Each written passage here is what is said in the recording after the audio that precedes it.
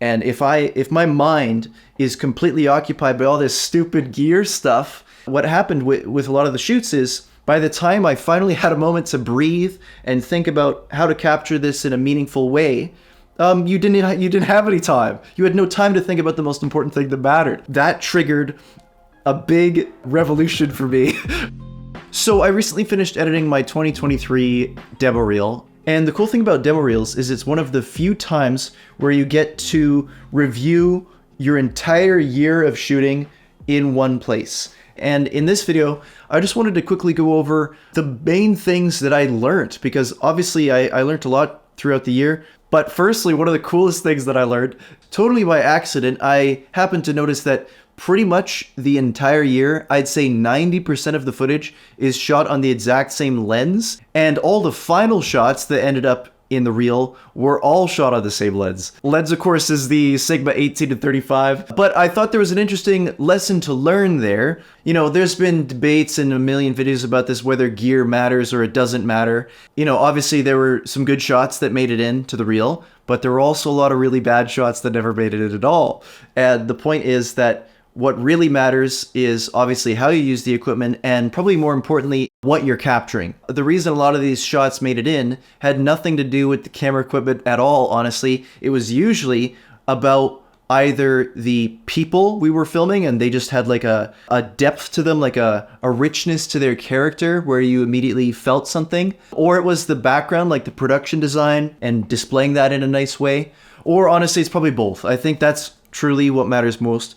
And, you know, all this other stuff is important. Like, don't get me wrong, I obsess over it like anybody else, but it is never as important as those things. And I think you always got to remember that. And that actually goes into one of the other huge things I learned this year, which is major revamp on my equipment choices. My kind of background in the film industry is when I got out of university, I pretty much immediately worked on a whole bunch of higher end film sets, like TV movies, Hallmarks, that kind of stuff, right?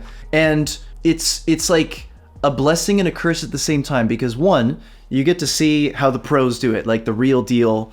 You know, you get to see the proper equipment, proper fixtures. When I saw how the pros did it, the first thing I thought, of course, is like, well, this is how I have to do it. You know, it's like, oh, I can't afford an Arri HMI, but I can afford an Aperture 600X or something like that, right? The big thing I learned from that is, and you know, you have to kind of come to terms with this, is I am not a high-end film set. I do not have gigantic crews that are going to carry everything for me. The things that I shoot myself are mostly small corporate commercial things with, like, mostly it's usually just me. What I realized with this reel is just how much time I lost entirely because of gear. And the problem with that is, once again, from the start, the gear is not what matters. It's what's in front of the camera and how you capture it.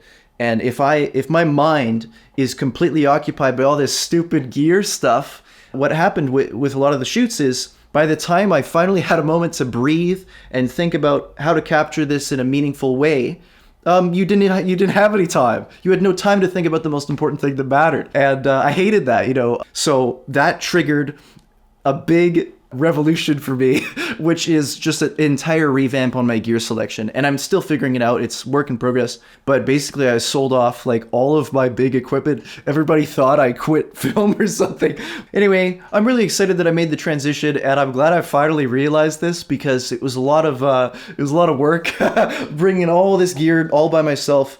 And I guess I just realized how unrealistic this is and how it's actually biting me in the back, trying to be this like something that I'm not, right? I am not a crew with like 10 plus people on it. This was also the first year that I shot exclusively on Red. I bought a Red Komodo like a year and a half ago, something like that. And so I got to finally, like, by the time this year happened, the Komodo was like decently rigged out, you know, it was all set up. And I learned a ton from doing that. Firstly, in case you're wondering, totally worth it. People have varying opinions about Red Komodos, and I would say right now there's basically Team Sony, and then there's Team Komodo, and obviously there's Canon and stuff, but those are your big popular choices right now.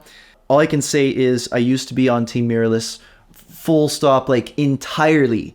And after shooting on this thing, I have completely switched. Why? The why is really simple. Firstly, I kind of love how little this camera holds your hand. It doesn't help you like at all. But what it does give you is arguably what it only should be doing, which is image quality. Absolutely gorgeous image quality out of this camera. If this is kind of mean to say, but if the images you produce on this camera look bad, it's not the fault of the camera. it's your fault. And I think that's why this camera is so amazing, is because for me, it passed the threshold of image quality where I realized it's like, this camera is so good, it's no longer about the camera. At first, of course, it was a big challenge switching to this camera, and you do, unfortunately, you have to make some pretty expensive investments if you want this thing to work in a run and gun environment, such as the Kippertai Revolva, which I've talked about before. Anyway, back to that original point of that this thing doesn't hold your hand. The cool thing about that is it forces you to do a good job, right? You can't just crank the ISO. You can't just rely on autofocus. You can't rely on image stabilization and stuff like that. You have to do it all yourself. And of course, like, by the way, more than likely, you're going to produce worse images for a long time when you make the switch. But when you finally, like, you know, figure it out, like you shift gears, it's gigantically better than anything that you would have shot on a Sony, because you probably never would have made that mentality switch on a Sony. Now, of course, I have thought about this. What happens if you figured all that stuff out and then you went back to shoot on a Sony?